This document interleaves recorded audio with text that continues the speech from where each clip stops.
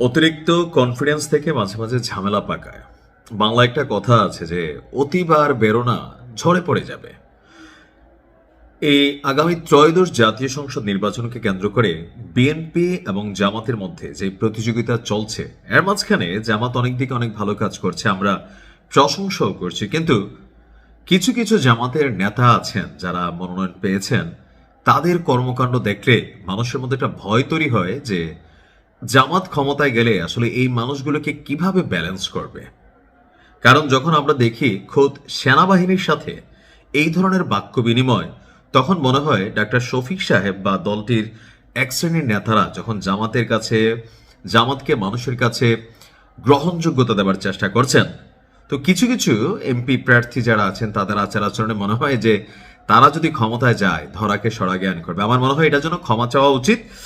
কথা বলছি বিএনপির সাথে, মানে জনাব তারেক রহমানের সাথে, ঢাকা 17 আসন থেকে যিনি নির্বাচনী প্রতিদ্বন্দ্বী আছেন, এই মুহূর্তে খুবই আলোচিত আসম খালিদুজ্জামান।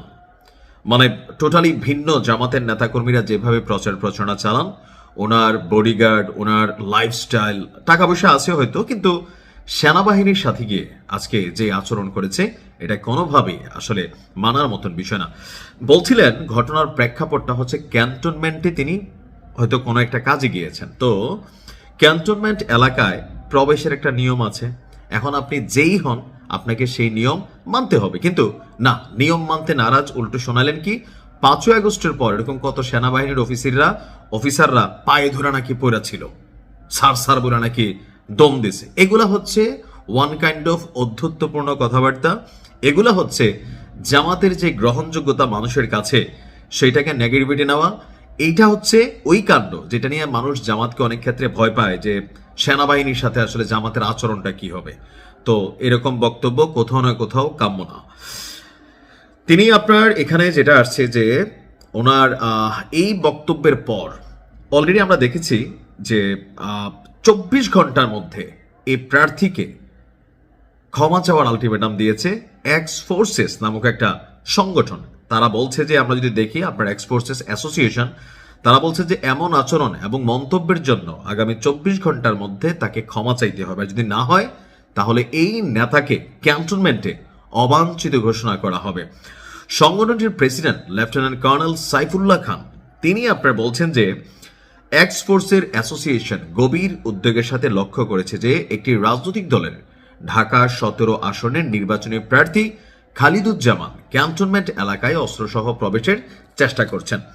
উক্ত প্রার্থী ক্যান্টনমেন্টে প্রবেশকালে দায়িত্বপ্রাপ্ত নিরাপত্তা সদস্যরা অস্ত্রসহ প্রবেশে বাধা দিলে সেখান থেকে তার অধ্যত্বপূর্ণ আচরণ এবং সেনা সদস্যদের উদ্দেশ্যে কুরুচিপূর্ণ এবং অবমাননাকর মন্তব্য দিয়েছেন। এই ধরনের বক্তব্য এবং আচরণ সামরিক বাহিনীর মনোবল, মর্যাদা, রাষ্ট্রীয় শৃঙ্খলার উপর সরাসরি আঘাত। এক্স ফোর্সেস অ্যাসোসিয়েশন এই ঘটনার তীব্র নিন্দা জানায়। তারা বলছে যে রাজনৈতিক পরিচয় কখনোই কাউকে সংবিধান এবং আইনের ঊর্ধ্বে দেওয়ার লাইসেন্স নয়। ক্যান্টনমেন্ট কোনো রাজনৈতিক প্রভাব বিস্তারের জায়গা নয়, এটি একটি সংবেদনশীল রাষ্ট্রীয় নিরাপত্তা এলাকা। অবশ্যই আমরাও এটাই মনে করি। আমি বললাম না যে জামাতের কি বলা হয় যে এক শ্রেণীর মানুষ আছে যারা দিনরাত জামাতের গ্রহণযোগ্যতা বাড়ানোর চেষ্টা করতেছে, আর আরেক শ্রেণীর মানুষের মধ্যে এই আমার কাছে মনে হচ্ছে সাইফুজ্জামান যিনি আছেন, সরি আমি যার নাম কথা বলছি,